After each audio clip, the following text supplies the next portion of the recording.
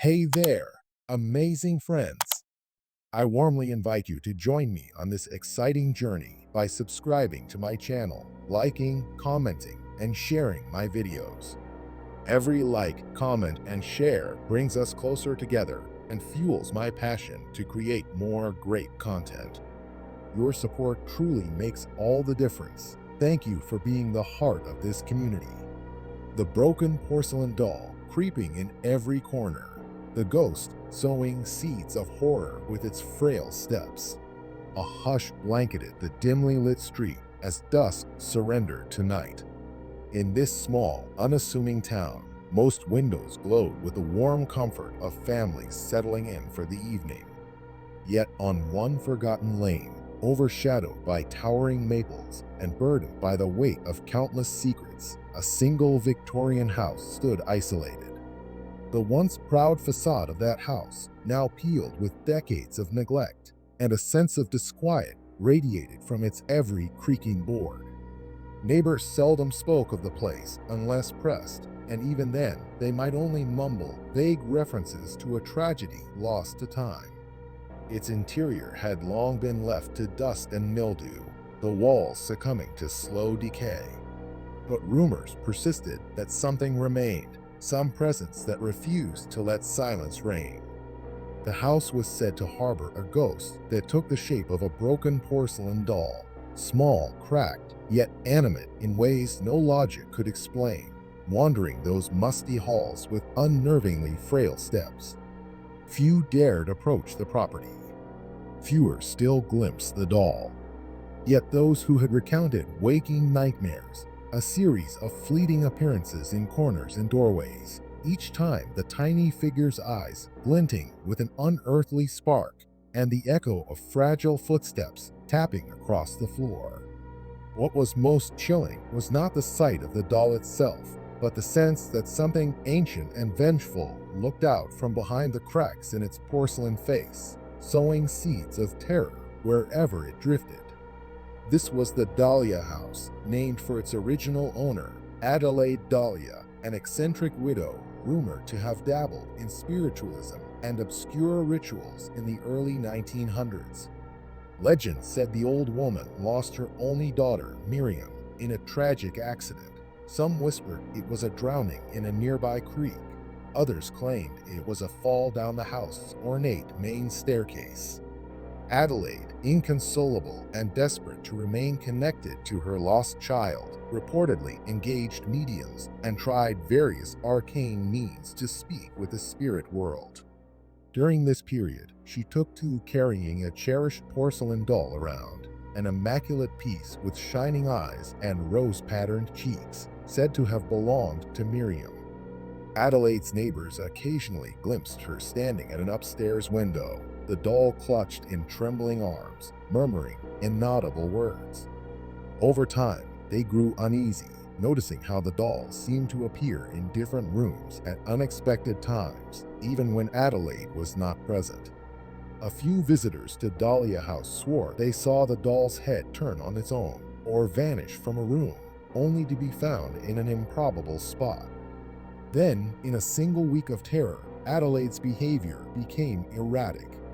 Nightly screams emanated from the house. Neighbors summoned the authorities, but by the time the sheriff arrived, all was still and Adelaide was nowhere to be found. She was never seen again, leaving Dahlia House vacant. A single lamp flickered in an upstairs window for several nights after her disappearance, as if something still roamed within. The official verdict was that Adelaide must have wandered away in a fit of madness or left to join distant relatives. Yet no relatives came forward, and the house was eventually sealed. Over decades, local children sneaked in on dares, returning with wide-eyed claims of a small shape limping across corridors, or of discovering footprints far too small for an adult's in the dust. A low, plaintive hum sometimes accompanied these sightings, reminiscent of a lullaby gone sour. As years passed, a sub-legend formed. The ghost of the Dahlia child possessed the porcelain doll, and it roamed the house at night, seeking release from the tragedy that bound it. But as the sightings grew more unsettling, a different theory emerged that the entity was no innocent child's spirit, but a darker force conjured by Adelaide's ill-advised attempts at necromancy. This force, some insisted, had made the doll its vessel and now used the childlike form to sow horror. Indeed, visitors recounted an uncanny sense of malevolence behind the doll's eyes, a quiet cruelty in the way it would appear, watch for a moment, then vanish, leaving behind the pungent odor of decaying flowers. For this reason, townsfolk came to call the occupant the broken doll, acknowledging that whatever lived behind those cracks was no simple ghost. Decade after decade, the house structure withered, paint curling from banisters, floorboards warping under prolonged humidity. A leaky roof dotted the upper rooms with ominous water stains. The front yard became a thicket of brambles that no caretaker bothered to trim. Yet no matter how close the property drifted toward total ruin, Dahlia House stood. And with it, the rumor of that porcelain doll creeping around corners with little tapping footsteps, footsteps that, by all logic, should be silent, yet echoed as if the doll bore heavier weight than its small form suggested. From time to time, a new wave of thrill-seekers or ghost-hunting enthusiasts decided to explore the premises, armed with cameras, audio recorders, or bold bravado. They often left unnerved, pale, and unwilling to speak of what they encountered. One or two posted shaky videos online, capturing a fleeting shape, a glimmer of a cracked porcelain face peering from behind a half-closed door, or a delicate arm glimpsed in a mirror's reflection. The audio in those clips sometimes recorded an echoing scrape akin to tiny ceramic limbs dragging across the floor. Yet the phenomenon was too ephemeral for mainstream acceptance.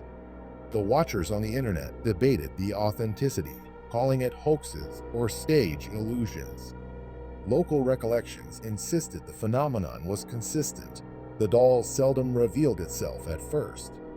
Instead, new intruders might see from the corner of their eye a small figure flit past the corridor, or hear an almost inaudible click, click, click across the dusty floors.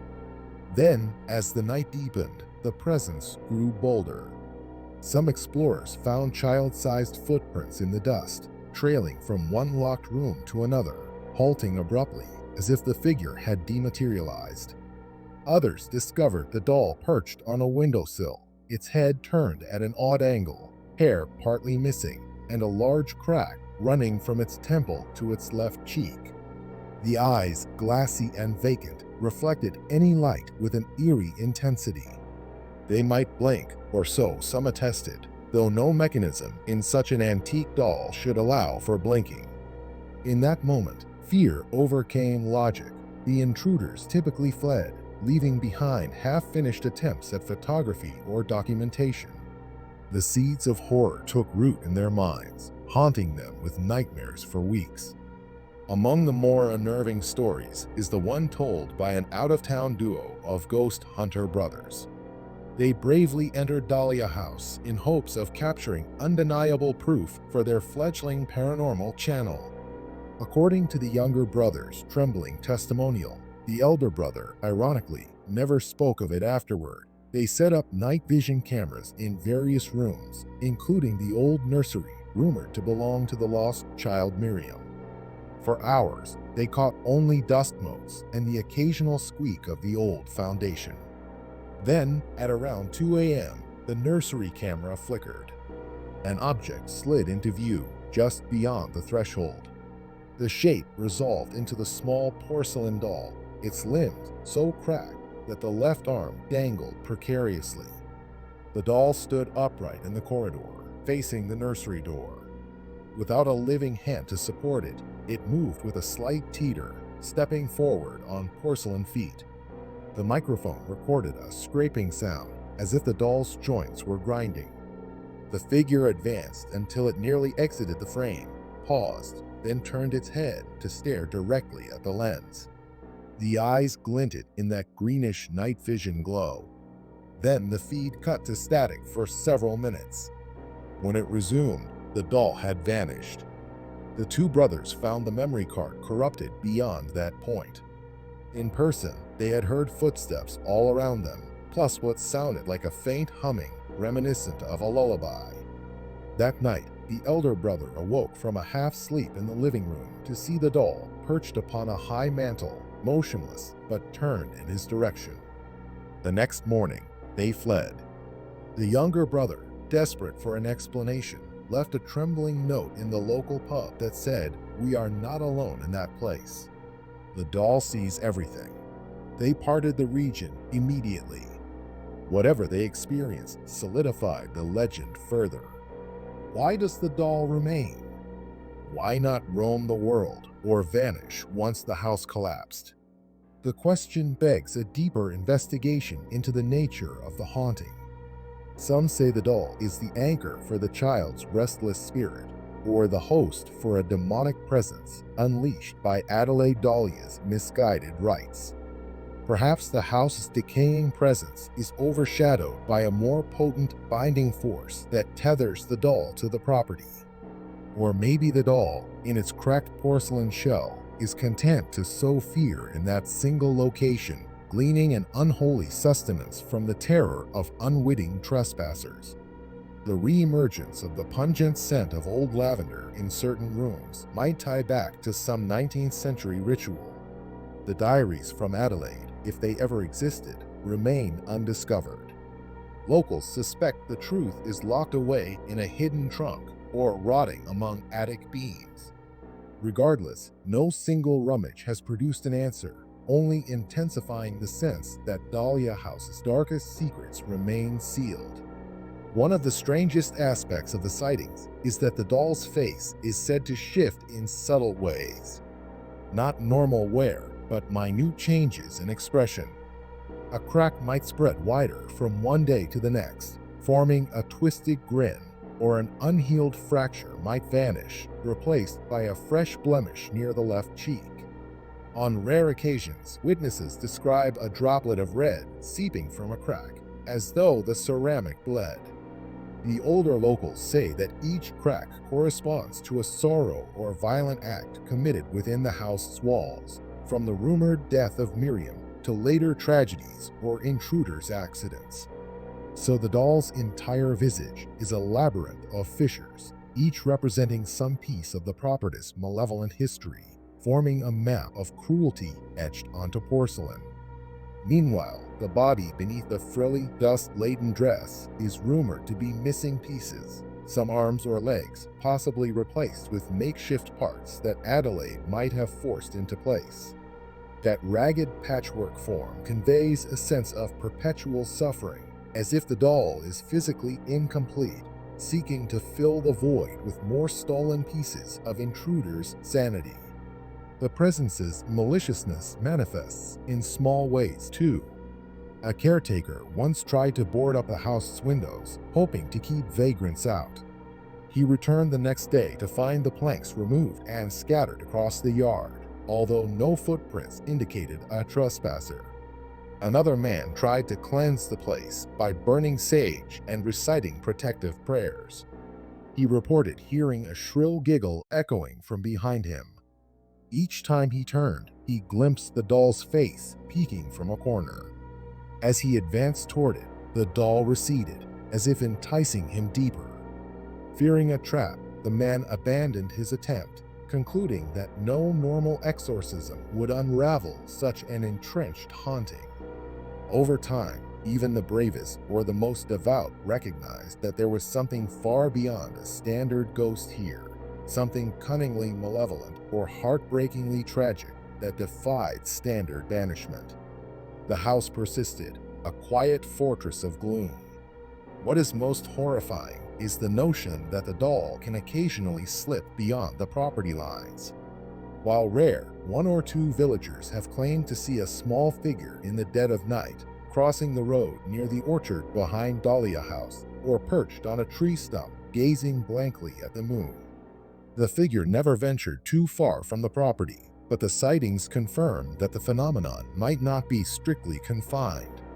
Should it manage to roam the town's outskirts, Who knows what seeds of horror it might sow among unsuspecting homes? A traveling peddler once swore he saw the doll in an alley behind the local inn at around midnight, carrying a chipped porcelain arm in one hand. By the time the peddler blinked in disbelief, it vanished behind crates. The next morning, rumors spread of a missing child from a nearby village. Although no direct link was proven, the timing left many uneasy. The doll's ephemeral presence in such a context fueled speculation that it may feed or harness energies from living souls. Townsfolk responded by lighting protective candles in their windows, especially if they lived anywhere near the path connecting Dahlia House to the main road. They believed these flickers might ward off the doll's creeping steps. Ultimately, the sense of seeds being sown references how the doll's presence plants fear, not just in individuals, but across the community's collective psyche. Over the years, the lore of Dahlia House became so thick with dread that even conversation about it in the local tavern can hush a boisterous crowd. It's almost as if the more you speak of the doll, the more you risk drawing its interest, granting it some intangible invitation. The few times a traveler demanded directions to Dahlia House, the locals gave them curt instructions or feigned ignorance, hoping to dissuade them. "You do not want to see the broken porcelain child," they might say. "It sees you first. It always does." An old journalesque novel written by a local teacher who died under suspicious circumstances references a final meltdown scene. The teacher, convinced she could rescue the spirit of young Miriam, performed a private ritual in the main parlor.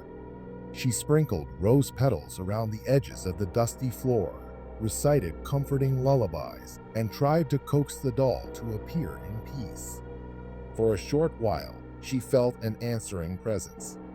She jotted down that the doll stood in the parlor's center, cracked face angled, as if listening. The teacher dared to approach, offering gentle words about releasing the child's spirit, about guiding the lost soul to rest.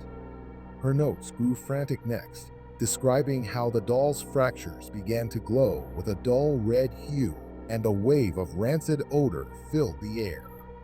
Then came the sense that unseen hands clutched at her throat. Her pen strokes turned erratic, culminating in a final half-scrawled line. "It is not a child. The face is lying." She was found the next day, unconscious in the front yard of Dahlia House. Within the week, she died in her bed, never regaining full awareness, with bruises marking her neck. The scribbled account remains one of the creepiest glimpses of how illusions of innocence mask a devouring darkness within that porcelain shell. So stands the legend, unwavering in the face of time's march. The broken porcelain doll creeps in every corner of that cursed property, sowing seeds of horror with each frail step. New visitors might try to dismiss the notion of a small puppet haunting the halls, but the echoes of tapping footsteps on rotted planks can quickly dissolve their skepticism. The slightest glimpse of a cracked cheek or a wide, glinting eye in a corridor's gloom is enough to unravel rational thought. Some say the final downfall occurs when the doll's fragile steps approach a living human, bridging only a few feet, and the onlooker finds themselves paralyzed by a blend of terror and pity. In that moment, the intangible power animating the doll ensnares the observer, leaving them vulnerable to the house's deeper malevolence. Whether that leads to disappearance, madness, or simply a lifetime of nightmares is up for debate. Countless possibilities swirl in local rumor, each outcome equally dire. Occasionally, someone wonders if smashing the doll would break the curse, but attempts to do so apparently fail. The few times it's been cornered or knocked from a table, the moment a would-be smasher tries to deliver the final blow, the doll is gone, melted into shadow, or the attacker's hand froze in agonizing pain. And even if a direct blow landed and pieces shattered, who's to say the force animating it wouldn't shift to another vessel or reassemble the shards behind your back? The concept of physically destroying it might be as pointless as battling an ephemeral nightmare with a hammer. Some surmise that the real key is releasing the captive spirit, likely requiring a powerful exorcism, a heartfelt ritual of forgiveness, or retrieval of the child's remains from some hidden crypt. But no one with the means to attempt such a thorough approach has emerged unscathed. The doll endures, a testament to how fear and mystery can remain undefeated. And so the presence remains. The rotting Dahlia house continues to exist in a state of half-collapsed gloom, yet somehow defies total structural failure, like the property is held together by malignant will. The occupant, in the shape of a broken porcelain doll, prowls the corners at twilight, embodying an uncanny mix of innocence and monstrous corruption. Each new generation in the region grows up with the cautionary tale told around fires on stormy nights. Beware the cracked doll that walks. If you see it once, you may never sleep soundly again. Meanwhile, the estate sits on the outskirts of the real world, an isolated pocket of dread overshadowed by every colorless dusk. The ephemeral steps keep scraping floors. The large, vacant eyes keep watching from behind hairlines of fractures, and the intangible seeds of horror keep sprouting in the hearts of the unwary. For there is no more primal terror than seeing the childlike form twisted into a puppet of malevolence, creeping with purposeful steps that defy logic, exuding a silent but dreadful promise that no matter how quickly you run, the doll will find you, corner you in a dead-end corridor, tilt its battered head, and let you see what truly glows behind that porcelain visage. Thus, to any who might disregard local warnings and approach Dahlia House at dusk, consider this final admonition. The broken porcelain doll does not merely haunt the halls. It hunts them in its own subtle way, leaving faint giggles or illusions of soft footsteps behind. That night, you might hear a quiet scraping near a windowsill, only to catch a half glimpse of the doll. Then, as you twist around, you discover it's already behind you, or perched on a battered stool inches away. The synergy of dread and pity might freeze your breath. The entity, hidden in that small damaged shell, might crane its cracked neck as though pleading for release, or mocking your impending doom. In the next heartbeat, illusions swirl. The walls tremble, or the air turns thick with stale perfume. And you realize too late that your fate was sealed the moment you crossed the threshold. After all, it is said that once the doll acknowledges you, the seeds of horror are planted in your mind, destined to sprout nightmares for as long as you cling to life. As you flee, if you manage to escape at all, the quiet tapping of porcelain steps resonates in your ears for nights to come, forever reminding you that in that lonely house, a childlike ghost awaits in the corners, sowing dread with each frail, unstoppable step.